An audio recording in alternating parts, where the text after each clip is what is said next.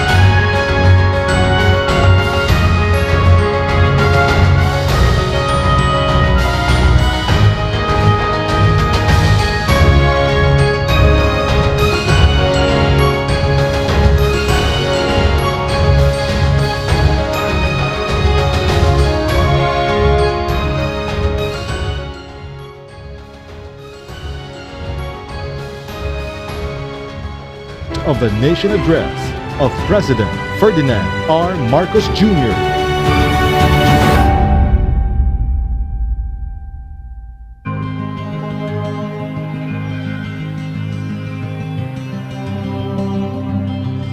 To my fellow Filipinos, ang aking mga minamahal na kababayan, batid ko na hindi madali ang ating pinagdaraanan sa nakaraang higit na 2 taon.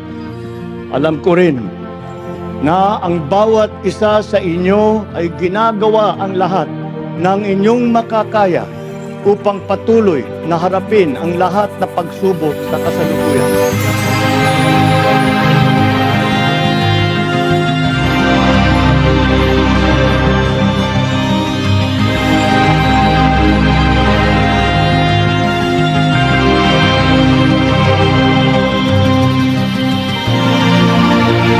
Will endure. Let our Filipino spirit ever remain undimmed. I know this in my mind. I know it in my heart. I know it in my very soul. The state of the nation is sound.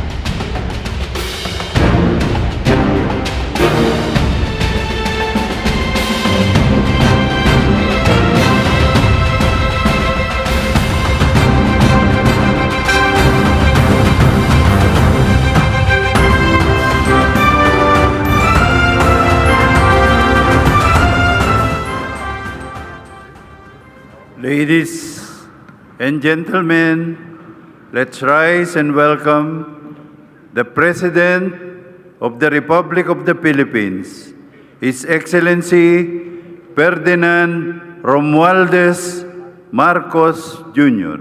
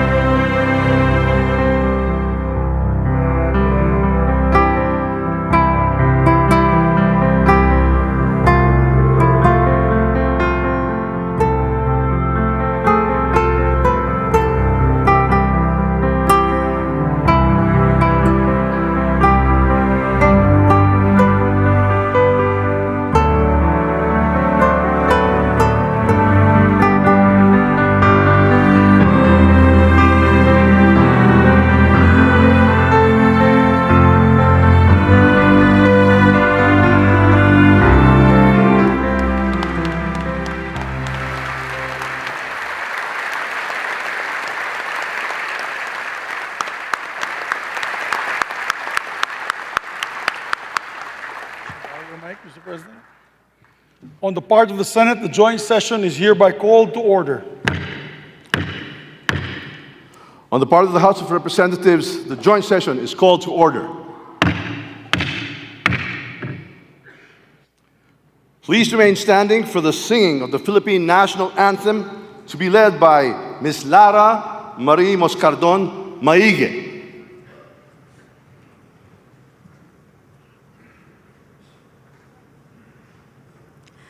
Bayang magiliw, perlas ng silanganan, alab ng puso, sa dibdib mo'y buhay. Lupang hinirang, duyan ka ng magiting, sa manlulupig, di ka pasisiil, sa dagat at bundok, sa simoy at sa langit mong bughaw, may dilag ang tula at awit sa paglayang minamahal, ang kislap ng watawat mo'y tagumpay na nagniningning, ang bituin at araw niya kailan pa may di magdidilim, lupa ng araw ng luwalhatit pagsinta, buhay ay langit sa piling mo. Aming ligaya na pag may manghahapi ang mamatay ng dahil sa'yo.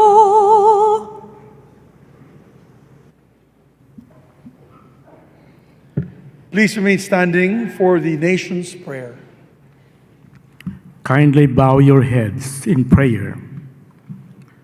O Diyos na makapangyarihan, manlilikha, tagapagbigay buhay at tagapagligtas.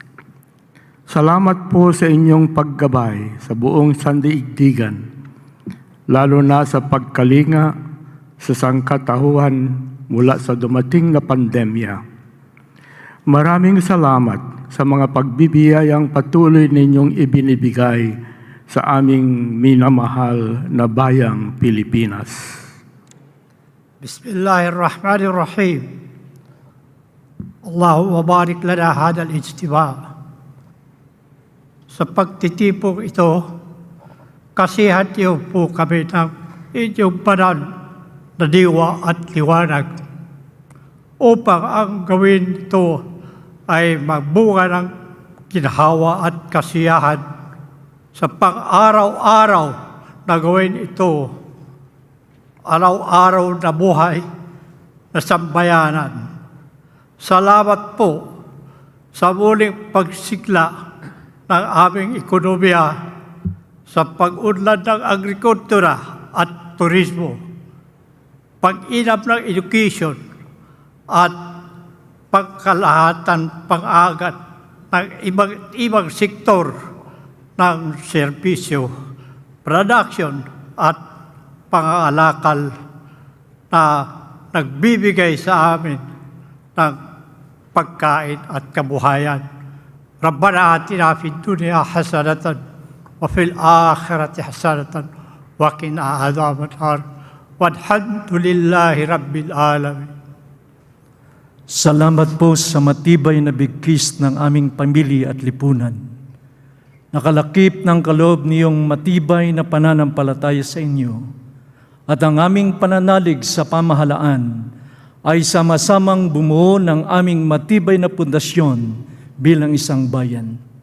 Ang pamilya, pamahalaan at pananalig namin sa inyo, Ama, ang siya rin naming sandigan, kanlungan, at bukal ng lakas sa pagharap at pananagumpay sa maraming hamon ng buhay.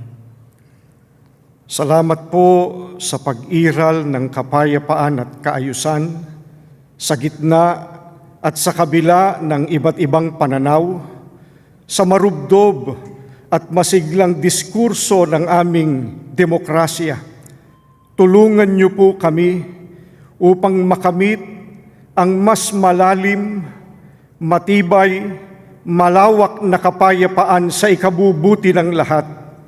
Akayin niyo po kami sa pagpapaunlad panglalo ng ekonomiya upang makarating ang mas maraming biyaya sa bawat tahanang Pilipino. Kalakip nito, bigyan niyo rin po kami ng dunong at pagkakaisa sa pagharap at pangangasiwa ng hamon ng climate change. Maghari po kayo ng ganap ang inyong banal na diwa sa puso at isip ng aming mga mamamayan at mga pinuno, mga mambabatas, na mamahala at mga hukom, 10 ng kanilang mga tauhan, upang ang buong katapatan, ang paglilingkod nila at kagandahang loob na manguna sila at maglingkod tungo sa mapayapa, makatarungan, maayos, maunlad, masagana at masayang pamumuhay ng buong sambayanan. Itinatalaga po namin ang gawain ito sa inyo pong mabunyi at dakilang pangalan.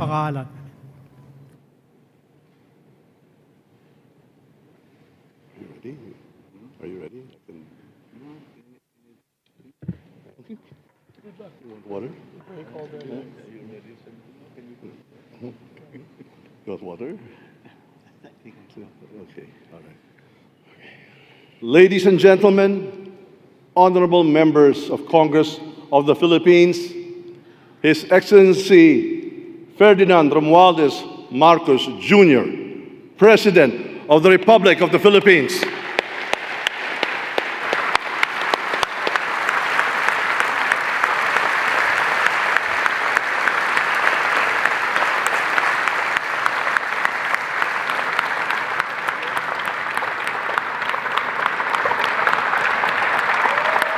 Thank you.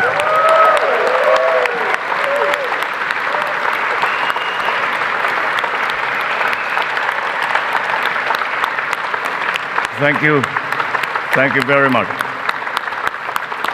Allow me to greet Vice President Sara Zimmerman Duterte, the former presidents, our former presidents, President Joseph Ejercito Estrada and President Gloria Macapagal Arroyo, Senate President Juan Miguel Zubiri, and the honorable members of the Senate, House Speaker Ferdinand Martin Romualdez, and the honorable members of the House of Representatives, Chief Justice Alexander Gismundo, and the honorable justices of the Supreme Court, His Excellency, Most Reverend Charles John Brown, and the esteemed members of the Diplomatic Corps, Executive Secretary Lucas Bersamin, and the members of the Cabinet, First Lady Luis Araneta Marcos,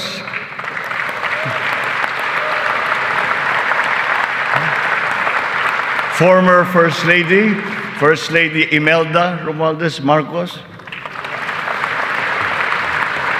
other distinguished guests, mga minamahal kong kababayan, ladies and gentlemen, magandang hapon po sa inyong lahat. 1 year ago today, I stood here before you, setting forth the plans that we have to improve our economy, bring jobs to our people, improve the ease of doing business, recalibrate our educational system to adapt to the new economy, lower and rationalize energy costs, boost agricultural production, enhance healthcare, and continue social programs for the poor and the vulnerable. Let me now report to the people on the successes that we can now lay claim to, and also the challenges that we continue to face. Last year, we emphasized certain strong headwinds that were confronting us along with the rest of the world in our post-pandemic economic recovery. And the biggest problem that we encountered was inflation. Maraming kaganapan sa mundo ang nakapagpagulos sa maayos na takbo ng pandaigdigang merkado. Bukod sa digmaan sa Ukraine, naroon ang patuloy na epekto ng pandemya. Pinalala pa ito ng pagbabawas ng produksyon ng mga bansang pinagkukuhanan natin ng langis. Nang tumaas ang presyo nito, nagsunura na rin ang presyo ng iba't ibang bilihin, ang gasolina, ang kuryente at ang pagkain. Ramdam sa buong daigdig, pati na sa Pilipinas, ang naging pagtaas ng mga presyo ng bilihin noong mga nakalipas na buwan. Sinuri nating mabuti ang sitwasyon. Sa tulong ng ating mga ekonomista, Nakapagbalangkas tayo ng mga polisiya na magsisilbing pundasyon ng ating ekonomiya sa mga susunod na taon. Ito ay nakasaad sa ating medium-term fiscal framework na sinuportahan ninyo sa Kongreso. Kasabay nito ang paglulunsad ng mga estratehiya na mapalakas sa kakayahan ang ating mga kababayan at mga sektor ng ating ekonomiya. Nakakita po tayo ng magagandang resulta. While the global prospects were bleak, our economy posted a 7.6% growth in 2022, our highest growth rate in 46 years.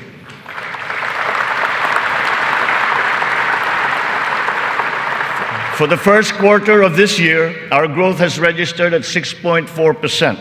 It remains within our target of 6 to 7% for 2023. We are still considered to be amongst the fastest growing economies in the Asian region and in the world. It is a testament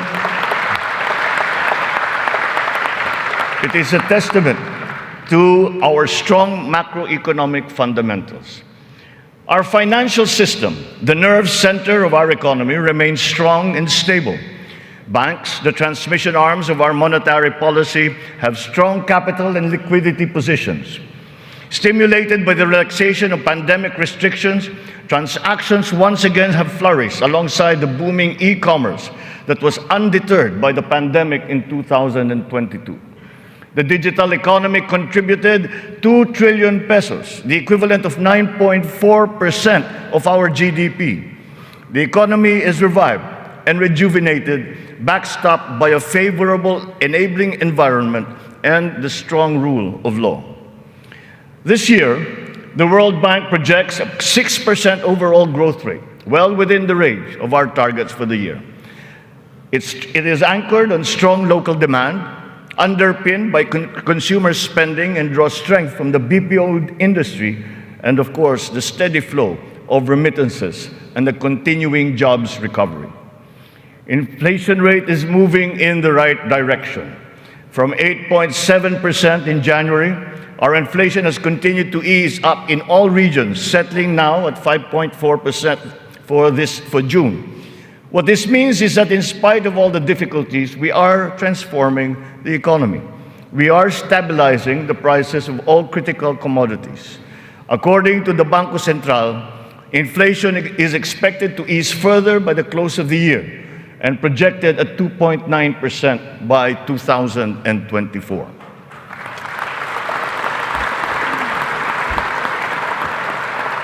On matters of the economy, there are many things over which we have no control. But over those where we do have control, we are doing everything we can. Puspusan ang ating ginagawa upang pataasin ang produksyon ng ating ekonomiya. Pinapalago natin ang mga industriya. Dinadagdagan natin ang mga infrastruktura upang mas mapabilis ang daloy ng mga produkto at ng serbisyo. Higit sa lahat, pinapalakas natin ang kakayahan ng mga mamamayan upang mapaganda nila ang kanilang pamumuhay. Ito ang punot dulo ng ating Philippine Development Plan. Investments in public infrastructure and in the capacity of our people through food, education, health, jobs, and social protection remain our top priority. For this year, economic and social services were allocated almost 70% of the national budget. Higher revenue collections will be critical in our bid to bolster public investments. Under our fiscal framework, we envision our tax and revenue efforts to further increase to up to 16.9% and 17.3% by 2028. Revenue generation has improved this year. From January to May, the Bureau of Internal Revenue has posted record collections amounting to 1.05 trillion pesos, an increase of almost 10% over the last year. For its part, the Bureau of Customs has also increased its collection by 7.4% for the first 7 months of 2023, amounting to 476 billion pesos. Since July 2022, we have seen increased revenues from PAGCOR of 47.9% and from the PCSO of 20%. We therefore seek, once again, the continued support of Congress to enact into law the policies and reforms under our fiscal framework. Sa mga nakalipas na buwan, nakita natin ang pagbaba ng presyo ng bilihin sa iba't ibang mga sektor. Napatunayan natin na kayang maipababa ang presyo ng bigas, karne, isda, gulay at asukal. Malaking tulong ang Kadiwa Stores na ating muling binuhay at inilunsad. Ang layunin ng Kadiwa ay pag-ugnayin ang mga magsasaka at ang mga mamimili. Walang iba pang namamagitan. Wala nang dagdag, dagastos at patong. Maganda ang kita ng magsasaka, nakakatipid din ang mga mamimili. Sa mahigit 7,000 kadiwa na idinaos sa buong Pilipinas, 1.8 million na pamilya ang nakinabang sa mababang presyo ng bilihin. Sa kabuuan, halos 700 milyong piso ang naging benta ng mga ito na nakapagbigay ng hanap buhay sa mga membro ng mahigit 3,000 na kooperatiba at samahan. Maganda ang nakita nating resulta, kaya papalawigin pa natin ang Kadiwa sa buong bansa. Kamakailan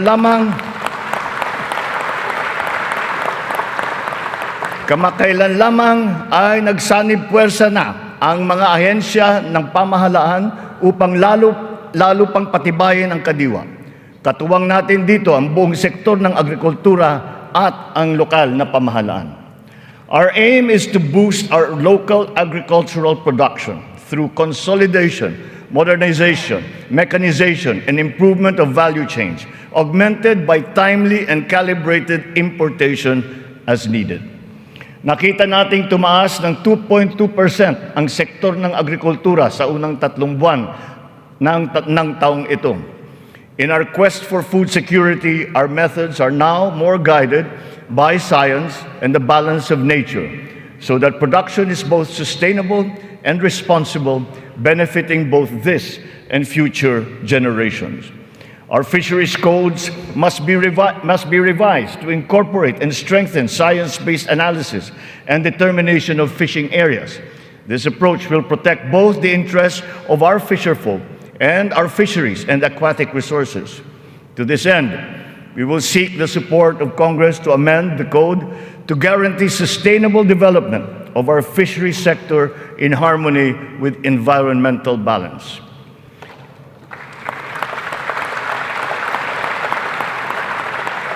Ipinagbubuklod natin ang mga magsasaka sa pamamagitan ng farm and fisheries clustering at mga livestock multiplier farms. 300 cluster na ang ating natukoy na binubuo ng halos 900 kooperatiba at may lawak na mahigit na 200,000 hektarya ng bukirin.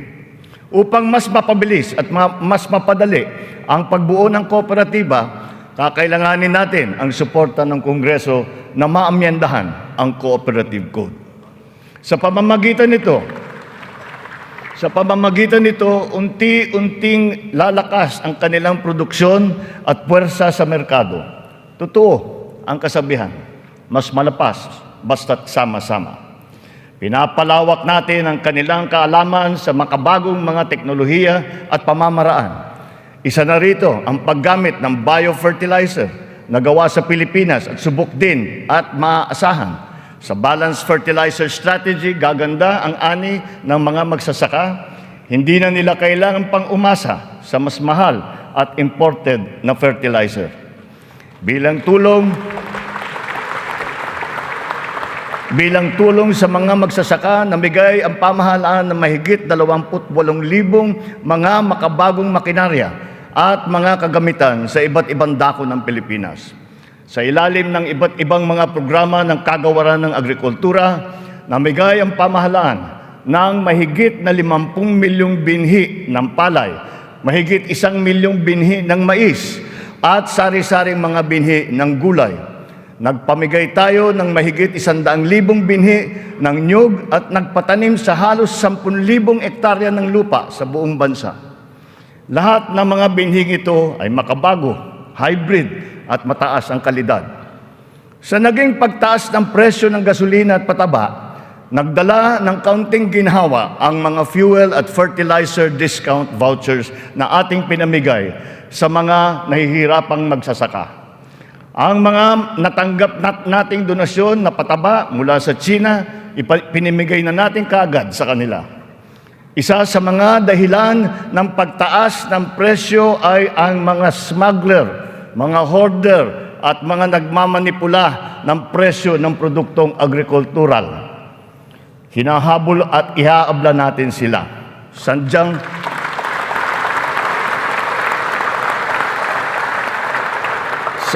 hindi tama ang kanilang gawain at hindi rin ito tugma sa ating magandang layunin. Pandaraya ang kanilang ginagawa. Napapahamak hindi lamang ang mga magsasaka, kundi tayo rin mga mamimili. Kaya hindi natin papayagan ang ganitong kalakaran. Bilang na ang mga araw ng mga smuggler at hoarder na yan.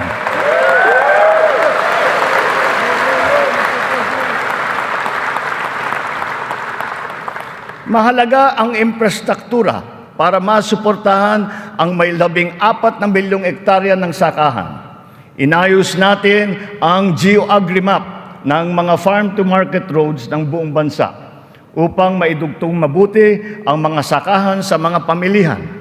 Alinsunod dito, karagdagang 600 kilometro ng mga FMR ang ating nilatag sa iba't ibang panig ng bansa. Binigyan din natin ng patubig ang mahigit na 49,000 hektarya ng bukirin sa buong Pilipinas.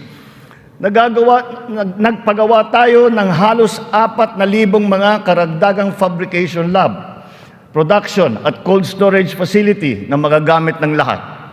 Sa tulong ng Kongreso, nakapagpatayo tayo ng 24 na multi-species hatcheries upang maparami ang produksyon ng mga isda. Nakabantay tayo sa anumang banta ng mga sakit at peste na maaring dumapo sa mga pananim at alagang hayop. Malapit na tayong magkaroon ng mga epektibong gamot at bakuna labang sa mga ito.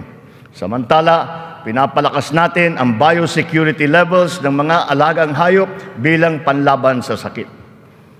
Tayo rin ay naghahanda sa El Nino na nagbabadyang tumama sa mga darating na buwan. Nagsimula na tayong maghanda at ang mga buffer stock at ang mga kagamitang patubig ay hinahanda na. Kung kinakailangan, magsasagawa pa tayo ng cloud seeding upang makapagdala ng ulan. Kasabay ng lahat na ito, hinihimok din natin ang ating sambayanan na magtipid ng tubig para sa malawakang paghanda sa banta ng tagtuyot. Tulad ng ating ipinangako, ipinagpatuloy natin ang reformang pansakahan. Mahalagang haligi ito ng sektor ng agrikultura na ating inaayos. Nitong nakalipas na taon, mahigit 70,000 titulo ng lupa ang ginawad sa mga benepisyaryo ng reformang agraryo.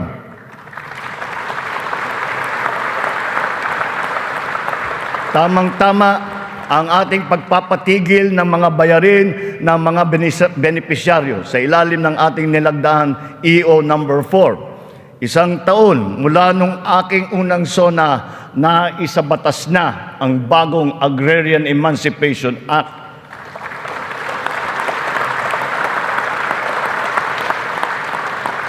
Dahil dito, ang 57 billion piso ng utang na pinapasan ng mahigit 600,000 benepisyaryo ay tuluyan ng nabura.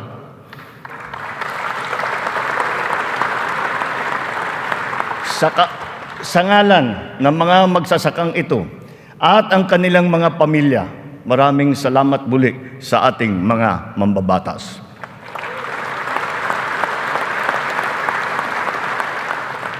Ang tubig ay kasing halaga rin ng pagkain. Kailangan natin tiyakin na may sapat at malinis na tubig para sa lahat at sa mga susunod na salinlahi. Kasama na rito ang tubig na ginagamit natin para sa sakahan. Considering its fundamental importance, water security deserves a special focus. Our efforts must not be scattershot, but rather cohesive, centralized, and systematic. So given that urgency, We have created the Water Resources Management Office to specifically handle the delicate job involving this most precious resource. Nakikipag-ugnayan tayo sa Kongreso upang maipasa ang batas para sa pagbuo ng isang Department of Water Resource Management.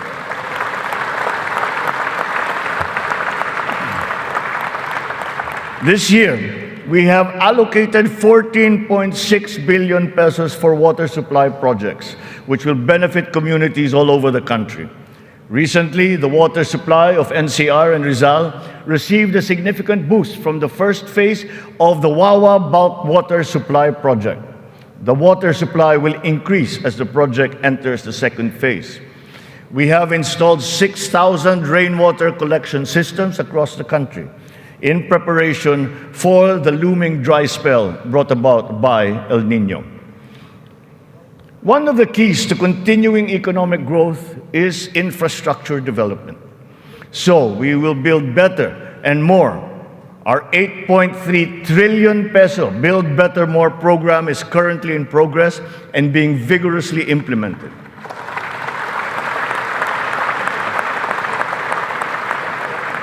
Ang buong bansa ay makikinabang sa 174 na proyekto sa ilalim ng programang ito. Hindi lamang natin pinapagpatuloy ang mga nasimulan ng mga proyekto, lalo pa natin pinapalawak. Kaya naman, ang 123 proyekto dito sa Build Better More program ay bago. The flagship projects cover investments in the areas of physical connectivity, water resources, agriculture, health, digital connectivity, and energy. Physical connectivity infrastructure, such as roads and bridges, seaports, airports, mass transport, account for 83% of this program. Our infrastructure spending will stay at 5 to 6% of our GDP.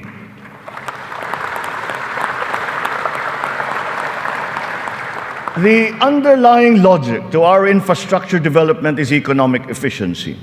We are opening up all gateways to mobilize goods and services at less cost and in less time, and ultimately to drive the economy forward. Our road network plans must link not only our 3 major islands, but all prospective sites of economic development. The 1,200-kilometer Luzon Spine Expressway Networks program will effectively connect Ilocos to Bicol from 20 hours to just 9 hours of travel.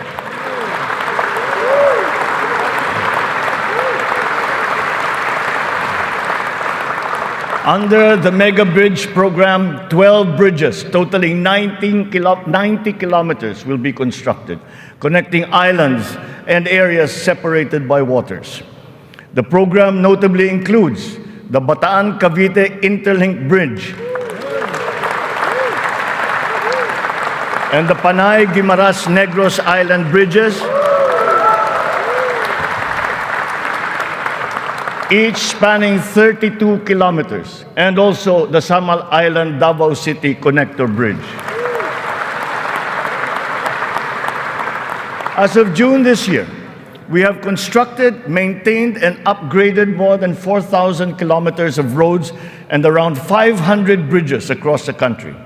Crucial airport and port development projects across the country have also been completed, including Cebu Pier's 88 Smart Port and the new passenger terminal buildings of Clark Airport and the Port of Calapan. We initiated several railway projects with a total length of more than 1,000 kilometers. Notably, the southern leg of the north-south commuter railway system is now in full swing. In a few years, travel from Pampanga to Laguna will be reduced from 4 hours to just 2.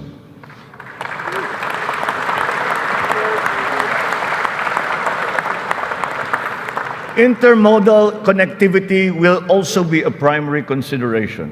Roads, bridges, and mass transport systems will be interconnected. This network will provide access and passage to vital and bustling economic markets, such as agriculture hubs, tourism sites, and key business districts. For strategic financing, some of the nation's high-priority projects can now look to the newly established Maharlika Investment Fund without the added debt burden. In pooling a small fraction of the considerable but underutilized government funds, the funds shall be used to make high-impact and profitable investments, such as the Build Better More program. The gains from the fund shall be reinvested into the country's economic well-being.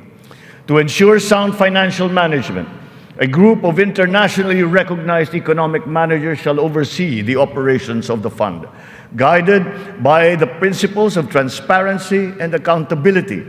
This guarantees that investment decisions will be based on financial considerations alone, absent any political influence.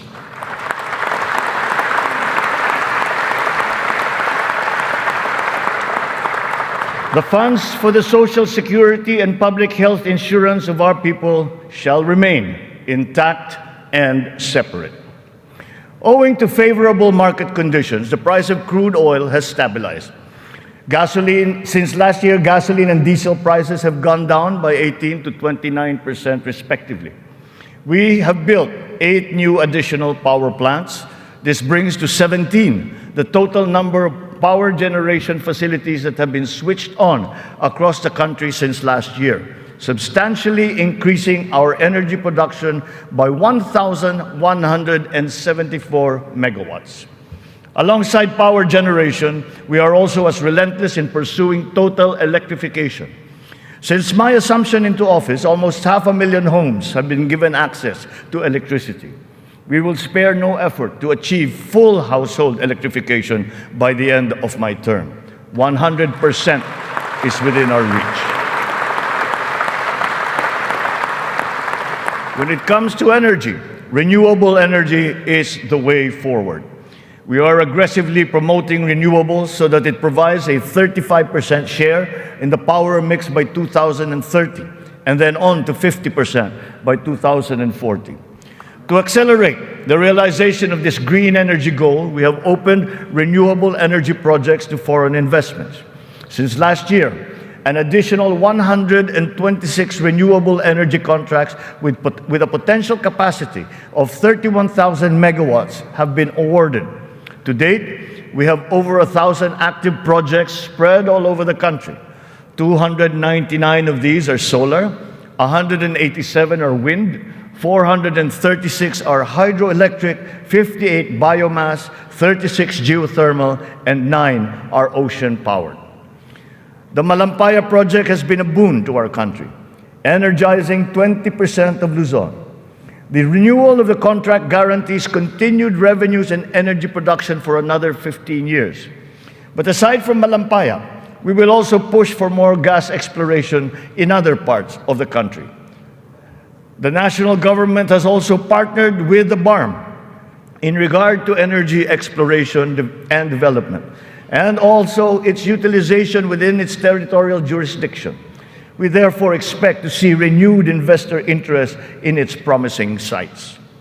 We finally have a unified national grid with the interconnection of the Luzon, Visayas, and Mindanao grids. The one grid, one market will enable more efficient transfers and more competitive pricing of electricity throughout the country. However, 68 grid connections are much delayed, according to the ERC's count. We are conducting a performance review of our private concessionaire, the National Grid Corporation of the Philippines. We look to NGCP to complete all of its deliverables, starting with the vital Mindanao, Visayas, and Cebu Negros Panay interconnections. Habang pinapabuti natin ang lagay ng ekonomiya, pinapalakas din natin ang kakayahan ng Pilipino. Ito ay sa pamamagitan ng mahalagang armas ng edukasyon, magandang kalusugan at trabaho. Malaking bahagi ng pondo ng pamahalaan ay inilaan para sa mga ito. Sa ating pagtahak sa kaunlaran, walang mamamayang Pilipino ang maiiwanan. Para sa atin, ang bawat buhay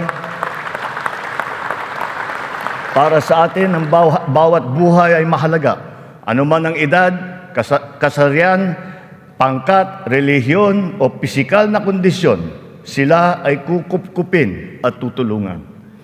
Naglalaan tayo ng sapat na pondo para sa mga paglingap ng mga lubos na nangangailangan. Layunin natin na sila ay makabangon, mabigyan ng sapat ng kakayahan at maging produktibo. Hindi lamang DSWD, kundi pati ang DOLE, ang DepEd, TESDA, CHED ay tumutulong sa ating mga kababayang nangangailangan. Ang AIX, TUPAD, TVET for Social Equity, Social Pension for Indigent Senior Citizens, at ang Cash for Work para sa mga PWDs ay ilan lamang sa mga mahahalagang programa ng pamahalaan para sa kanila.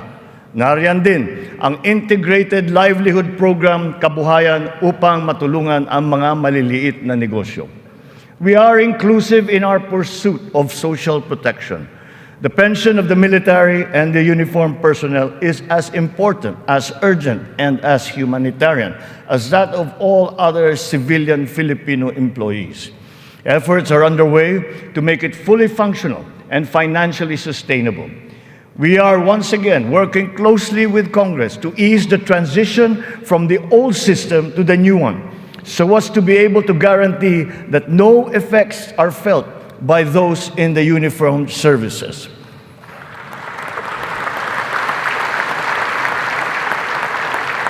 Nagsisimula ang lahat sa edukasyon. Ito ay para palakasin ang isip at kakayahan ng bawat Pilipino. Ang ating butihing Vice Presidente, na kalihim din ng kagawaran ng edukasyon, ay tumutulong upang tiyakin na ang bawat batang Pilipino ay mabibigyan ng nararapat at kalidad na edukasyon.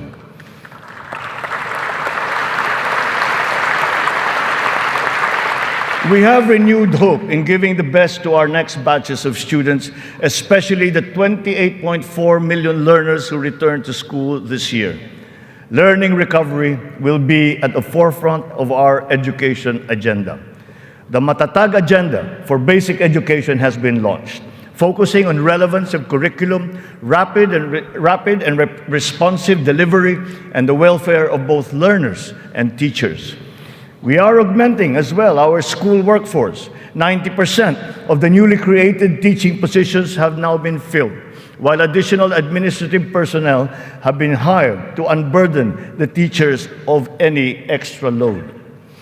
Taking to heart the lessons of the pandemic, alternative delivery modes and blended learning methodologies have been adopted to ensure unhampered learning. Additional social safety nets, such as school-based feeding programs, are also being implemented. Learners will be made more resilient. Our public schools and facilities are being increased and fortified.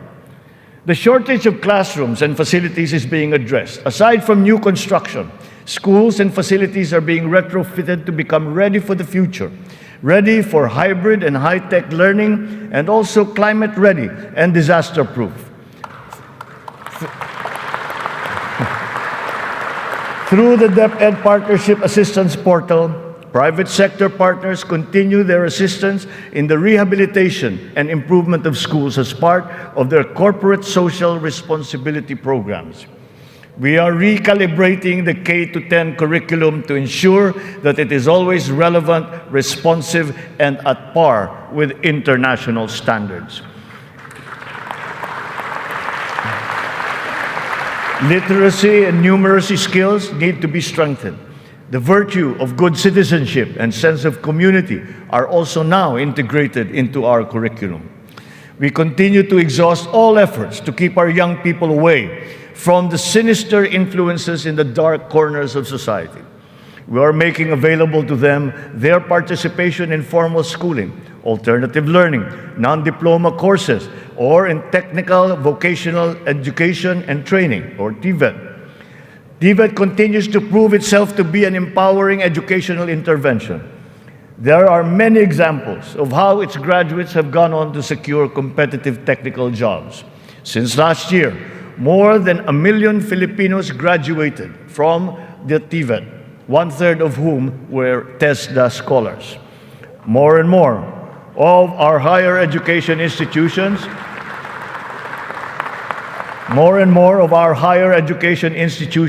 have reached world-class status. This year, 52 Philippine HEIs have been included in the World Universities rankings compared to just 15 last year. We will not let a student's financial constraints be an hindrance to his or her education. We have activated social safety nets, such as skills development training and youth employment programs. Tertiary education in state universities and colleges will remain free for our qualified students.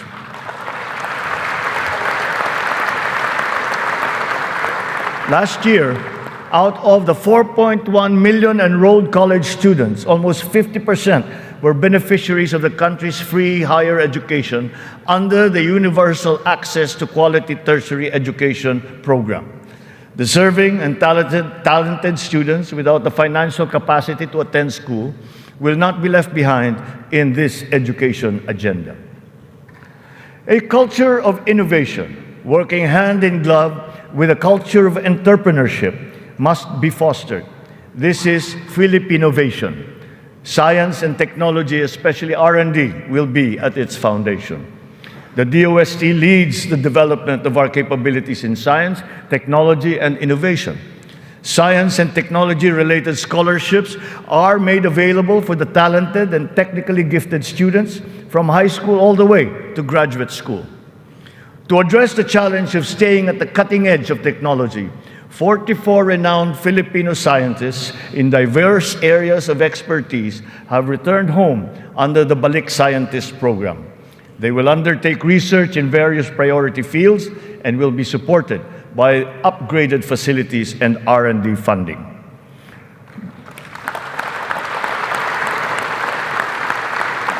The Philippines has launched 2 additional satellites into space. Together with the first satellite, they will track weather, predict storms, evaluate soil and water supplies, analyze shifts in population, and be used for traffic management, geohazard mapping, risk assessment, and even including security and defense. Science, technology, and innovation will drive the quality and competitiveness of our workforce, as well as our manufacturing, export, creative, and service industries, in existing markets and in new ones waiting to be explored. The bane of the mismatch between jobs and skills among our workforce is being rectified through strengthened government, industry, labor, academe partnerships, and the continuous reskilling and upskilling training programs that we have put before our workforce. For our seafarers to continue to excel, maritime education in the Philippines has been strengthened. This will progress and solidify our country's position as a global maritime hub through the steady supply of competent Filipino seafarers to foreign merchant marine vessels. The question about the European Union's recognition of the standards of training of Filipino seafarers has, after 17 years, finally been resolved.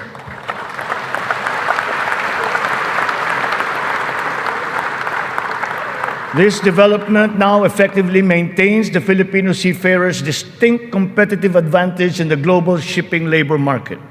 To address the current shortage of healthcare professionals in our country and to help us achieve our goal of universal healthcare, we are greatly expanding our medical and nursing education programs. We will push the envelope even further.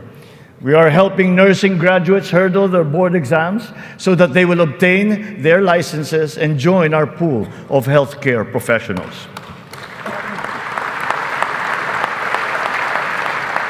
Ang kalusugan ang ikalawang armas para sa lakas ng pangangatawan ng bawat Pilipino.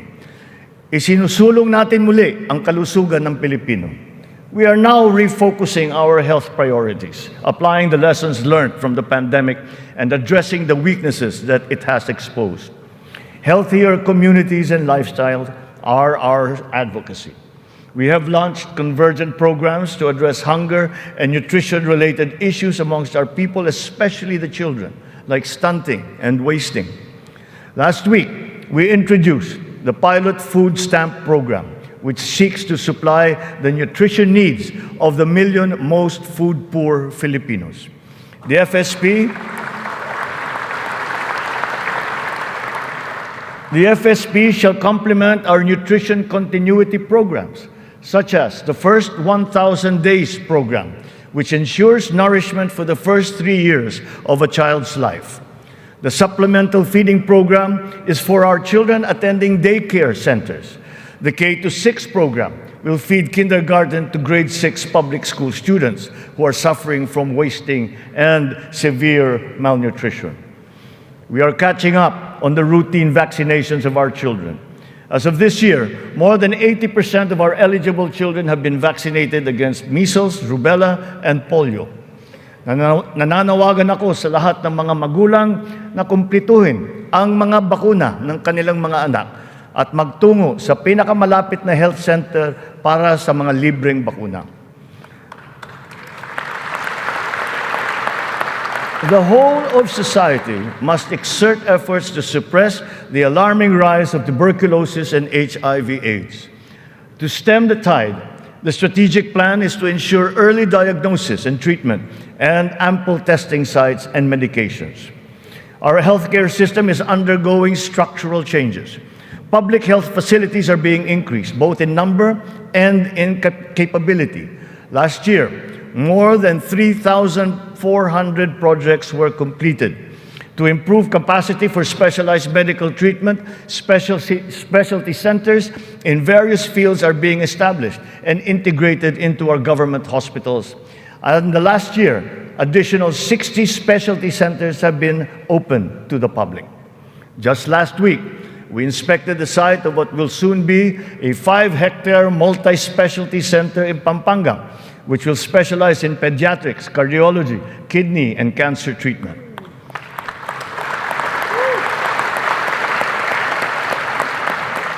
We are working for a more direct, efficient delivery of services through integrated primary care providers and networks in partnerships with the LGUs and our partners in the private sector.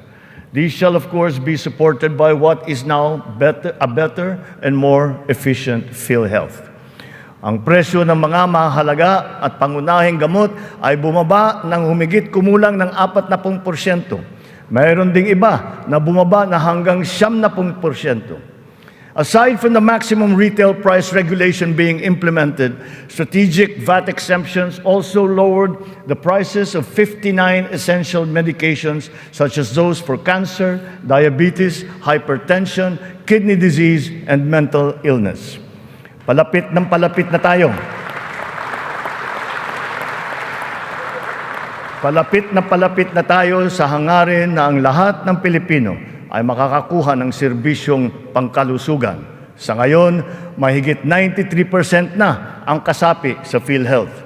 Sa pinagandang konsulta package ng PhilHealth, 21 klase ng mga gamot at 13 laboratory service ang ibibigay ng libre.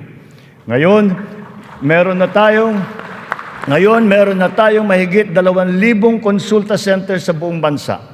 Ang bilang na ito ay mas marami ng 35% mula nung nakalipas na taon. Upang mas lalo pang makatulong sa mga pasyente, ang dating 70 libreng dialysis session ay inakyat na natin sa 156.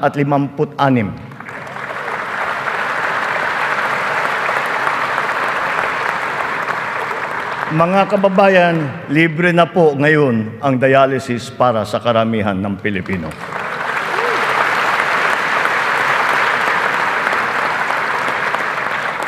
Noong nakalipas na taon, mahigit 3.4 milyon na Pilipino ang nabigyan ng tulong sa ilalim ng Medical Assistance for Indigent Patients program ng DOH.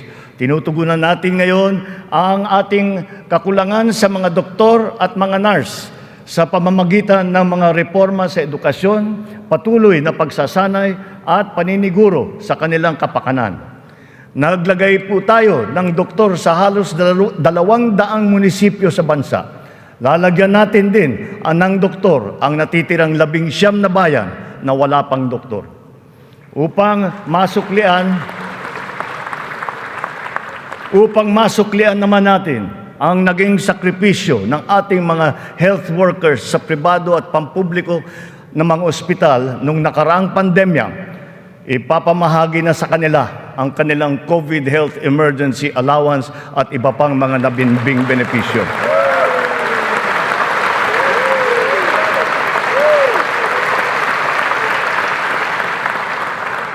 Kasabay ng pangangalaga natin sa edukasyon at kalusugan ng ating mamamayan, tinitiyak din natin na may sapat at magandang hanap buhay sa loob at maging sa labas ng bansa.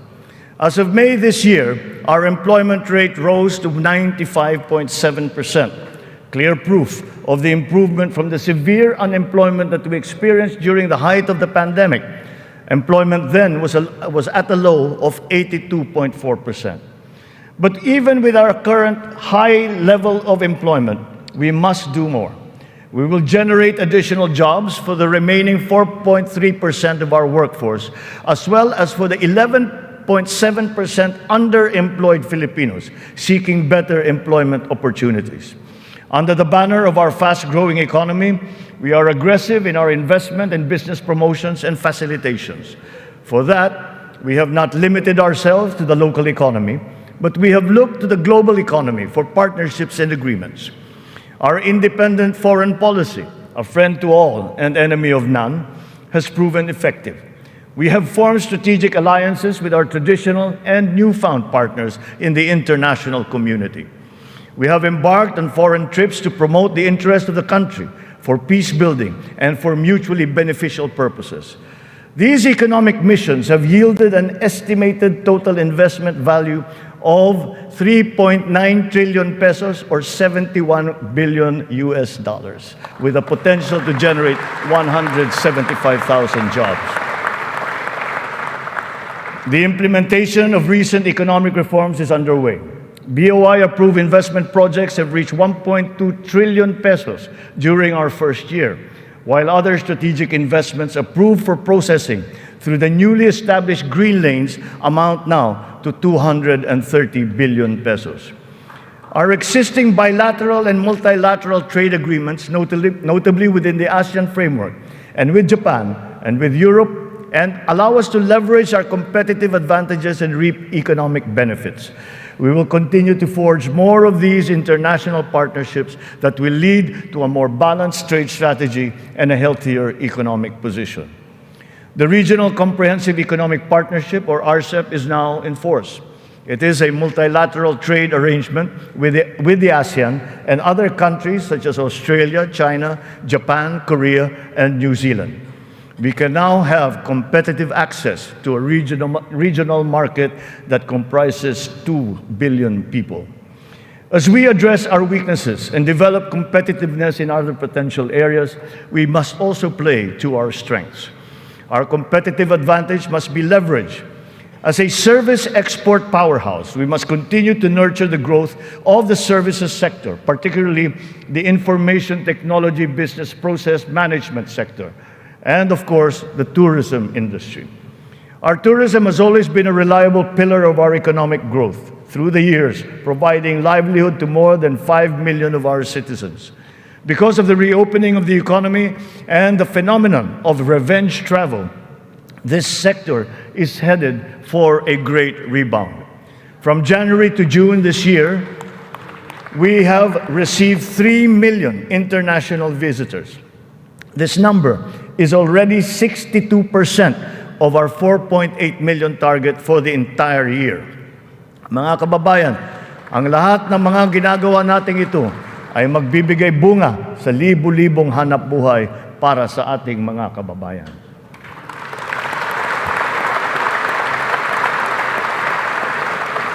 To create these investment opportunities, we must ensure that an enabling business environment is in place, that there is peace and order, and that the rule of law governs.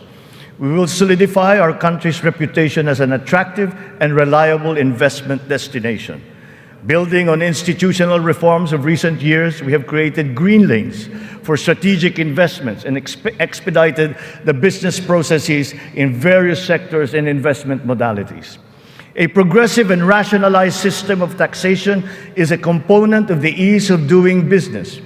The CREATE law has made our corporate tax and incentive schemes equitable and business-friendly.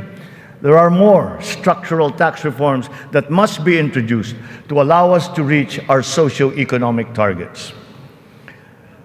Digitalization is the call of today, not the call of the future, not the call of the future, but of the present. It is here, it is needed, and it is needed today. Government must fully embrace digitalization to provide better service to the people through its vital frontline services and its back-end functions. Digitalization will support the government's data-driven and science-based planning and decision-making. It is the greatest, most powerful tool, not just to improve the ease of doing business, but also against many forms of graft and corruption. Data shows that digitalization, in conjunction with government streamlining efforts, has significantly boosted efficiency. Notable examples are in the areas of government payments, company and business registrations, issuance of permits and licenses, loan applications, and revenue collection. All our digitalization efforts will be linked to our payment systems, whose digital transformation has been accelerating at a remarkable rate. Digital payments accounted for 42% of the total retail payments made in 2022, whether by businesses or individuals or by the government.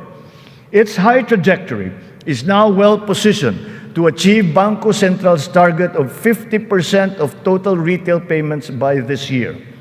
The eGov PH app has also been launched. As envisioned, all key government services are to be integrated into the single and centralized mobile app for the convenience of the general public. The national ID system will be at the core of this digitally transformed network of government services. It will fundamentally change the lives of each Filipino. At 87% total registration, we are now closer to establishing a complete, accurate, and reliable digital database of our own for the entire population. This has already been integrated into the eGov PH app and can be now accessed by our citizens. Consistent with this transformative policy direction, all government offices must then ensure that their vital services are digitalized immediately. In response to this call, the Department of Migrant Workers launched last week the Department of Migrant Workers Mobile to make the journey of our overseas Filipino workers easier. Because of system upgrades, our internet speed has improved. As of June of this year, our fixed broadband speed ranks 47th amongst 180 countries. This ranking is 11 places higher than it was last year.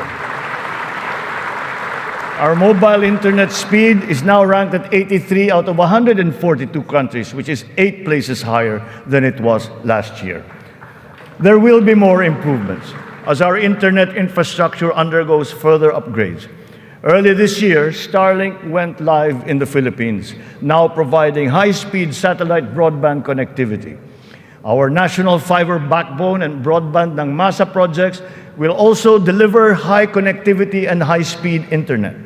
We are prioritizing geographically isolated and disadvantaged areas. The DICT has been directed to consolidate all these digitalized government services into the eGov PH app, to establish the National Government Portal and the Philippine Business Data Bank to improve the internet speed in our country. With our e-commerce roadmap firmly in place, we are poised to take this digitalization drive further and beyond, utilizing e-commerce to take full advantage of new technologies.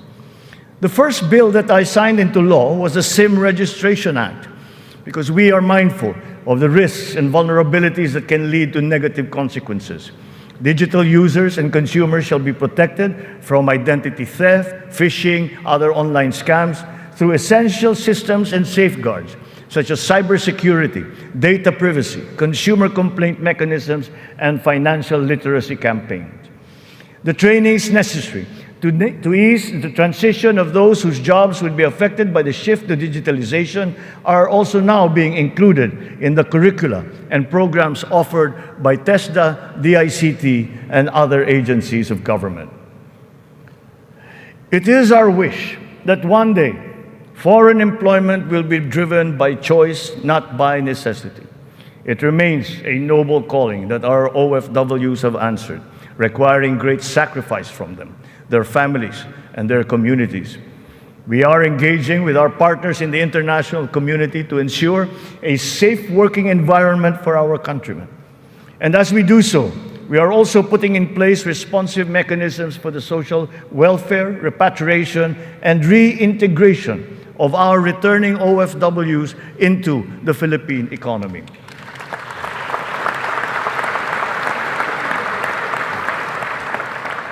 As the world economy reopens, we are witnessing a rise in overseas Filipino deployment. In 2022, the number has increased by 62%. OFWs continue to send in historically high remittances, solidifying their role in our transformative economic growth. In 2022, our OFWs contributed $32.5 billion, or roughly 1.8 trillion pesos, to our economy. Several countries have also signified interest to explore bilateral labor cooperation with the Philippines in the areas of healthcare, tourism, hospitality, engineering, construction, and information technology. Recently, we signed agreements with Singapore, Austria, and the province of Alberta in Canada. Our priority is to ensure that the principles of ethical recruitment, fair employment, and the safe and orderly migration of our people are embodied in our agreements with other countries. For example, the deployment issue in the Kingdom of Saudi Arabia has now been resolved. And as of today, 70,000 of our OFWs have already been deployed to Saudi Arabia for employment. Moreover, the unpaid salaries and other related claims of some 14,000 OFWs who have been put out of work in Saudi Arabia during the pandemic are now being processed. The Crown Prince of the Kingdom of Saudi Arabia himself personally committed to me that the unpaid claims of Filipino workers would now be paid.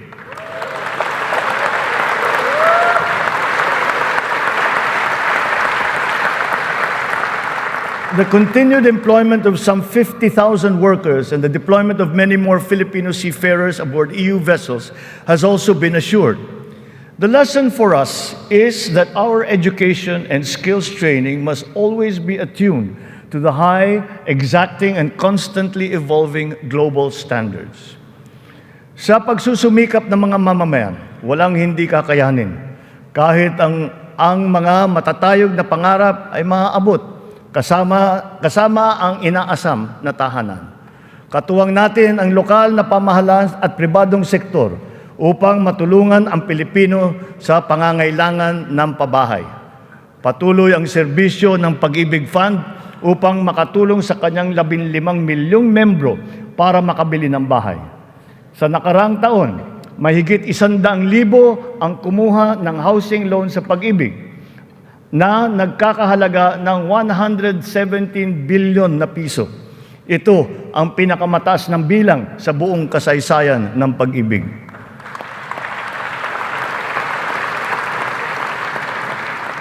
Itong nakalipas na taon, mahigit 148,000 na kabahayan at mahigit 30,000 mga Certificate of Eligibility of Lot Award ang naipamahagi sa Luzon, sa Visayas at sa Mindanao, sa ilalim ng sari-saring mga programang pabahay ng pamahalaan. Mahigit 35,000 residential free patent at agricultural patent titles naman ang naibigay sa mga benepisyaryo nito sa buong bansa. Hindi pa dito natatapos. Papalawigin pa natin ang ating programa sa abot-kayang pabahay, lalo na para sa mga mahihirap nating kababayan. Itong nakalipas na taon, inilunsad natin ang Pambansang Pabahay para sa Filipino Housing Program o 4PH. Nagkaroon na tayo ng groundbreaking sa 25 lugar sa iba't ibang bahagi ng bansa. Nagpirmahan na rin ng kasunduan upang simulan ang mga proyekto sa mahigit 100 lokasyon. Kung susumahin natin ito, mahigit 1 milyong kabahayan ang maialay natin sa ating mga kababayan sa buong bansa.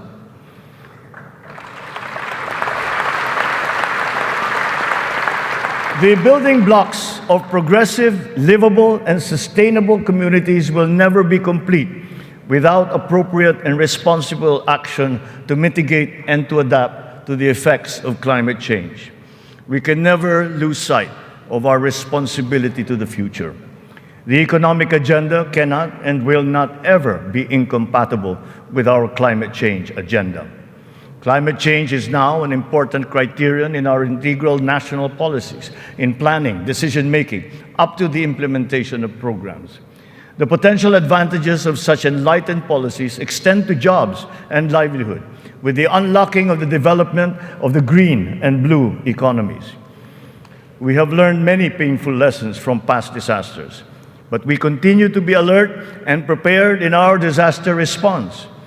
It has in fact been commented that sometimes we are over-prepared for such natural disasters. Well, to continue that, we are reorganizing our response teams to make them more adaptable, agile, and effective in times of calamities and crises, with a clear unity of command. Our evacuation centers are being upgraded to withstand the greater forces of the new normal of extreme weather, as well as other natural and man-made disasters. Furthermore, new evacuation centers are also being built, of which 55 have already been completed. We remain committed to global decarbonization goals and the reduction of our carbon footprint. We preserve and protect the treasure that is our forests. Their value to the environment, to the ecology, and the economy is incalculable. We have adopted the concept of the circular economy, using nature as our model. The aim is to keep raw materials in a closed loop. In our world with scarce resources, the circular economy allows us to fully use these resources, minimize waste, and reduce the need for new resources, just as it is in nature. Just like our climate change action, this new system requires the participation of all sectors of society, up to each individual citizen, for it to succeed. Only a whole-of-government and whole-of-society approach will enable us to do all of these. It is necessary to apply all the resources that are at hand if we are to progress as quickly as we need to. Collaboration is the key between and among government offices, and between government and the private sector, between industries and the academe, between government and international partners, and most importantly, collaboration between and among our populace. Kakailanganin natin ang tulong at kakayahan ng buong pamahalaan at ng buong bansa. And so, we shall do the same for the next 5 years. We seek not only to become more effective, but more, to become truly transformative. This approach will be operationalized through the interagency cooperations, as well as through coordinated efforts between and among the 3 branches of government and the independent constitutional bodies. We have organized private sector advisory councils and national local mechanisms to establish the needed linkages. Once again, on this same principle, I urge the government to enact a new government procurement law and a new government auditing code.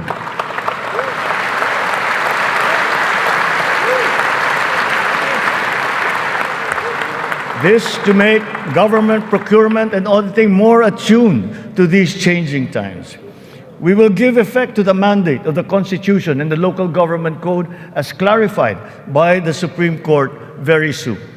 Almost all the required devolution transition plans of the LGUs are done. To fully prepare them for optimal devolution, the necessary technical and financial assistance is being extended to our local governments. In everything that we do, the enduring Filipino quality of bayanihan will still be our guide. 5 taon mula nung matinding kaguluhan, babangon na ang Marawi City.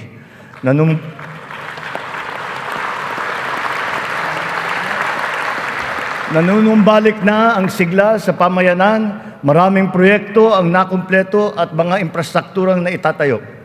Kasalukuyan na tayo nagpoproseso ng tulong pinansyal para sa mga biktima ng Marawi Siege upang sila ay makapagsimula muli. Naway mamayani ang pag-asa. Naway magpatuloy ang pagkakaisa, pagmamatyag at paghahangad ng kapayapaan at kaunlaran. We are proud of the progress that the BARM has taken. It will be self-governing. It will be self-governing, it will be progressive, and it will be effective. But this was only made possible because of the cooperation of all key groups. We talked to the local governments, the royal families, the MNLF, the MILF. We're all consulted and represented in this transition phase. The international community has also supported us in this smooth transition. Former adversaries are now partners in peace. Its functions have been defined, and its basic laws are now being written. Through the BARM, we have strengthened the nation's prospects for finally achieving sustainable progress anchored on a true and lasting peace in southern Philippines.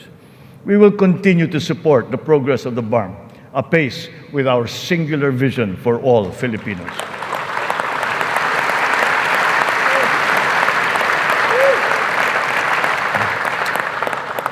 A strong and stable rule of law will strengthen the foundation of our transformation. Our police and armed forces are being strengthened and modernized to be more effective in maintaining peace and order and in defending our sovereignty. We fully support the judiciary's efforts to improve the justice system and to protect constitutional rights. The campaign against illegal drugs continues, but it has taken on a new face.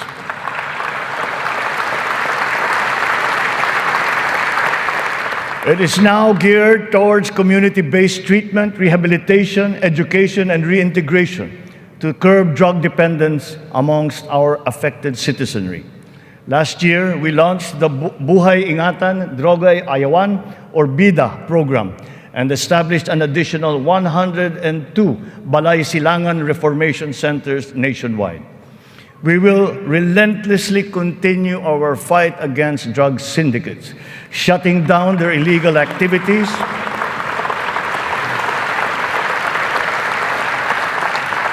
we will shut down their activities and dismantle their network of operations.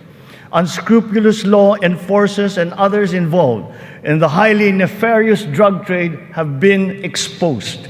I will be accepting their resignations.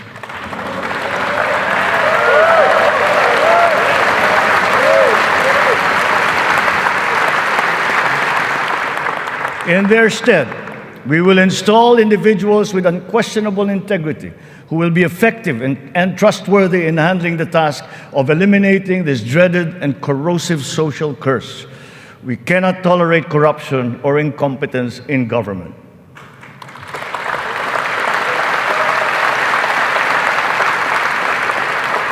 For almost half a century, some of our fellow Filipinos have taken to arms to make their views known and felt. We are now at a point in our history when their armed struggle has evolved. We have now progressed together towards peace and development. We have incorporated capacity building and social protection into our reintegration programs to guarantee full decommissioning of former combatants. Through community development and livelihood programs, the barangay development and enhanced comprehensive local integration programs have been effective in addressing the root cause of conflict in the countryside. To complete this reintegration process, I will issue a proclamation granting amnesty to rebel returnees, and I ask Congress to support me in this endeavor.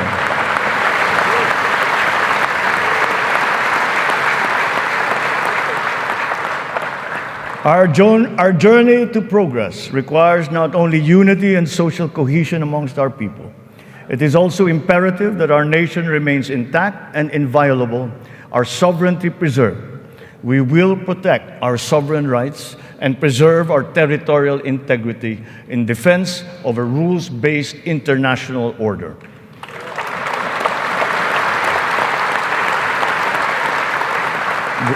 With our national interests paramount, we will always pursue constant dialogue and diplomatic approaches to the resolution of any issue that may arise.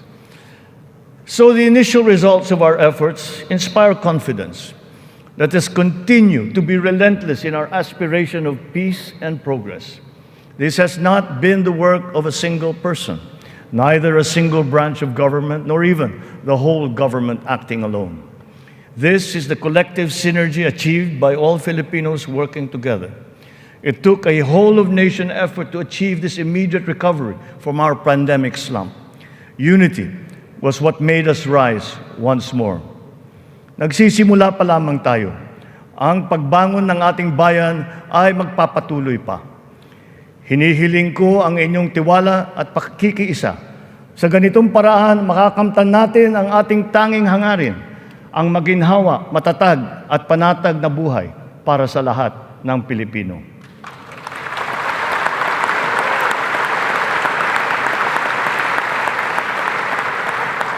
Makikipagtulungan tayo ng mabuti sa Kongreso para sa mga mahahalagang batas na kinakailangan para sa ating tuloy-tuloy na pag-ahon.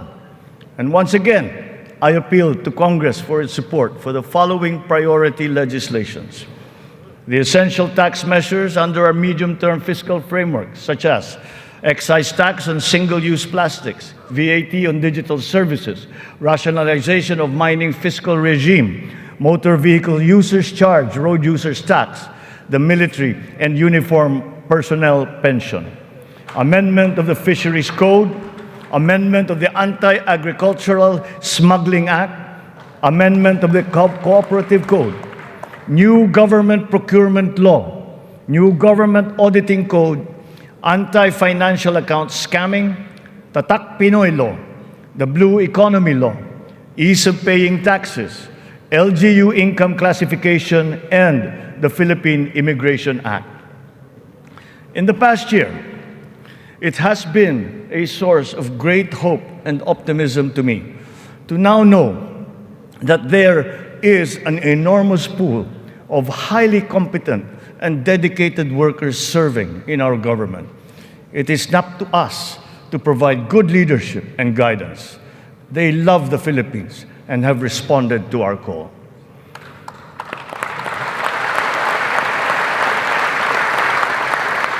I have stated before that my confidence in our future was grounded in our world-class quality workforce, be they the farmers in the field, corporate giants, government officials, school teachers, health workers, or employees.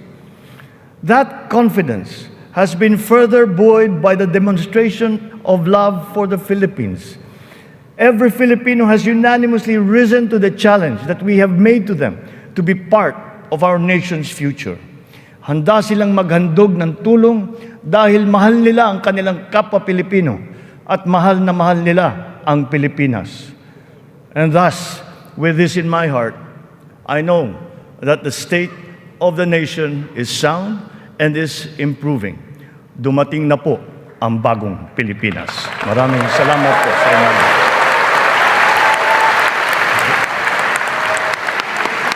Yes.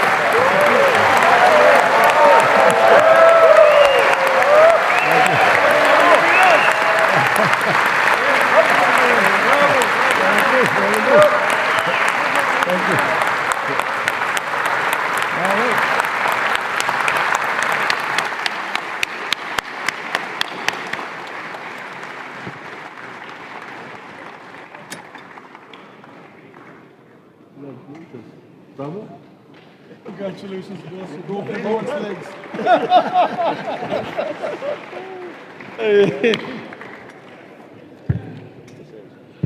On the part of the Senate, the joint session is adjourned. On the part of the House of Representatives, the joint session is adjourned.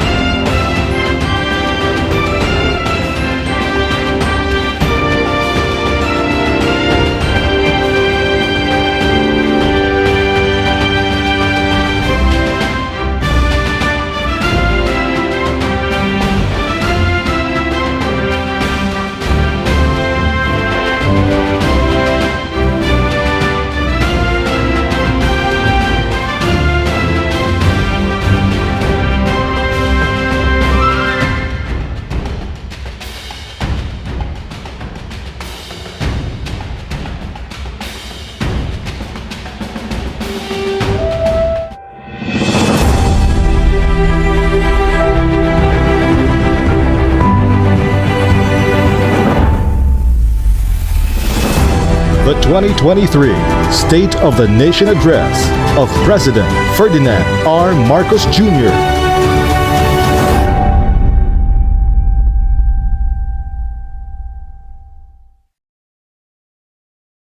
Please share, like, subscribe, and comment sa aking channel para updated ka lagi sa kaganapan sa loob at labas ng ating bansa. Hanggang sa muli, magandang araw Pilipinas!